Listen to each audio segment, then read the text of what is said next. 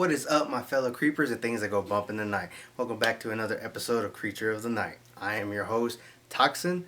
Today we'll be reviewing the 1995 Congo. What was that? It was directed by Frank Marshall. It's actually a movie that holds dear to me because it was one of the first films that my grandmother actually showed me. And if you saw my Silver Bullet review, she's the one who actually got me into movies and took me to my first movies in the theater to go see Starship Troopers. She showed me my first horror movie, which was Silver Bullet, and this is one of the movies that she actually showed me. So essentially, it's about a talking gorilla. Her name is Amy. Now she's not actually talking, but she learns sign language, and they develop a glove to whatever movement she's saying. A speaker that is on a backpack that she has speaks out, so she's actually like she's talking, she's doing sign language, and it's actually speaking. And I thought that was very interesting. So it turns out that there's more to this gorilla besides the obvious that she can actually speak and she knows sign language. She has nightmares. Now these nightmares, she paints them. It helps her sleep. She paints what she sees, and it's always this open eye. And so after a while, it's like the room that they are in is starting to look like the jungle. So the people who were, taking care of her actually, decide, hey, you know what? It's probably because she wants to go back to the jungle. So now they have to go and take her back to the jungle, and that's what the mission is. Simultaneously, somewhere over here, there's already an expedition in the jungle, and their goal is to retrieve a diamond. And now this diamond from the Congo, it has something to do with satellites. It helps with communication, and this company is slowly dying because their satellite is actually obsolete. And so this diamond is going to help them usher them into the future and get everything going again and get money rolling back in. Well, as they're they're trying to find this diamond, the company's watching the expedition going on, and it turns out that the whole expedition is murdered, and there's something in the Congo that is killing them. And they get a brief glimpse of it, and it looks like a gorilla, but according to this, that the killer ape, the killer gorilla is actually a myth. That they're only protective, they're only doing it because they're provoked, and that we are the ones who go and start it. It turns out that one of the people that were on the expedition is one of the star's boyfriend, and she is sent down there to go retrieve him. So she kind of hijacks the expedition to bring Amy back to the Congo, and Tim Curry actually comes out in it too, and he's a guy who's actually looking for where this eye is, and it brings you to a city called the City of Zinj, the Lost City of Zinj, where it was a huge diamond mine that Solomon actually found, and that's how the wealth was in the Congo, was these diamonds. And they found this huge diamond mine, and they built a city around it. And so his goal is to actually go find this lost city, which he's actually tried before, and he failed many times, and a lot of people were killed. Well, the reason he's so interested in Amy, and the reason he's trying to get Amy back to the jungle, is because the painting she's actually painting is symbols from the lost city of Zinj. And so he's thinking that she actually has a roadmap to this place. She's seen it, she knows it exists, she can lead me right to it. Well, they collide at the airport, and the adventure is off. They're going to take Amy back, while this girl who used to work for the CIA is actually looking for her boyfriend. And all the help that they're getting is not to help to get Amy back to the jungle, it's actually to help find this lost guy and the diamond. And let me tell you, the guy's dad, the one who sent them down there in the first place, is an asshole. He doesn't give a shit about his son. He just cares about his company. He cares about his money. He cares about this diamond. He wants his diamond back by any means necessary.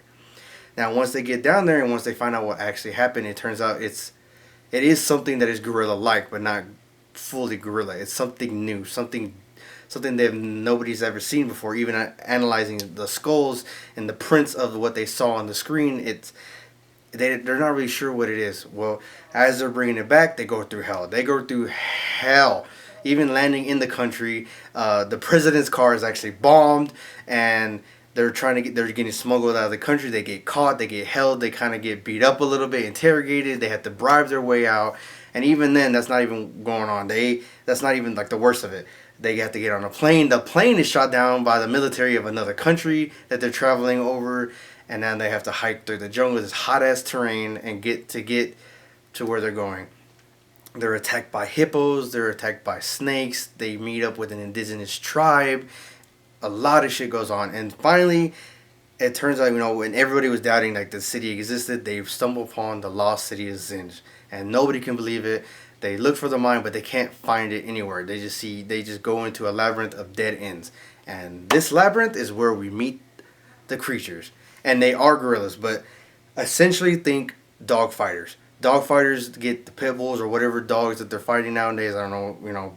When I was younger, it was always pit bulls, so I don't know what's going on now, but they find the violent trait and then they breed it. They breed the shit out of this violent trait and then they whip them into submission. These gorillas were watchdogs for the mines. And in my opinion, that is the craziest thing. Gorillas, they say we evolved from apes, so I mean the intelligence is there. So there's nothing worse than a person with the strength of 10 men and the intelligence of an insane person. These watchdogs, they turned on their masters and they started guarding the mine for themselves, literally killing and devouring anything. There's even a part where they see a pile of normal gorillas, and you could tell they're normal because they're not disfigured. So there's a lot of inbreeding and stuff like going on. Because once you see these gray gorillas, they are deformed, they are disabled, but they're still violent and they still have all this strength, and they're still intelligent. They still work as a community to prevent these people from going into the mine, which Tim Curry's part, he starts grabbing these fucking huge uncut diamonds. I just need one. I'm not stingy, guys. I just need one uncut. I'll be set. But starts grabbing piles and piles, and what did they do? They do what they were trained to do, and they kill them. They eat them, and they start taking out the team slowly but surely, and they're cornered. They get cornered in this, where literally it's a giant diamond. It's a geo of a giant diamond. It looks beautiful. Imagine the money. Anyway, and it's the last stand, and the main star, who the trainer of Amy, is actually near death. He's about to literally get stomped out by these gorillas, and Amy comes to save the day. She comes and talks to the gorillas and literally talks to them and warns them, and they listen to her for some reason. I guess just because it's weird to hear her actually talk or whatever, and they back off.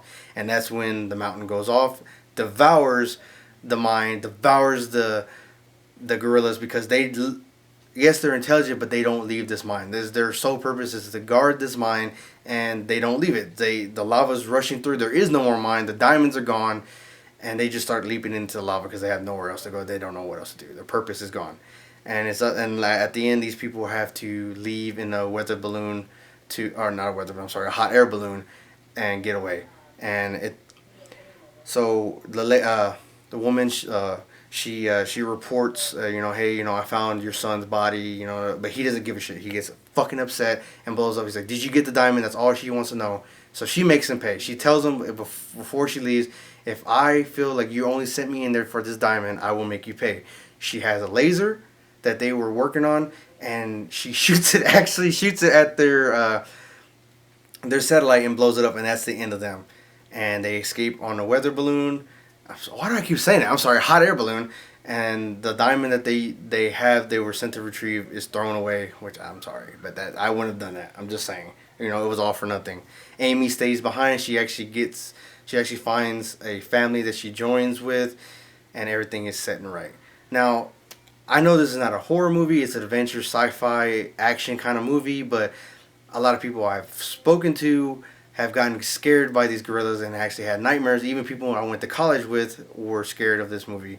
And me humming the actual theme that's played throughout the movie actually kind of spooked them. I was like, wow, it's like that's scary. So yes, growing up, actually seeing it for the first time, it just kind of startles you and takes you off. But imagine being a little kid and seeing that.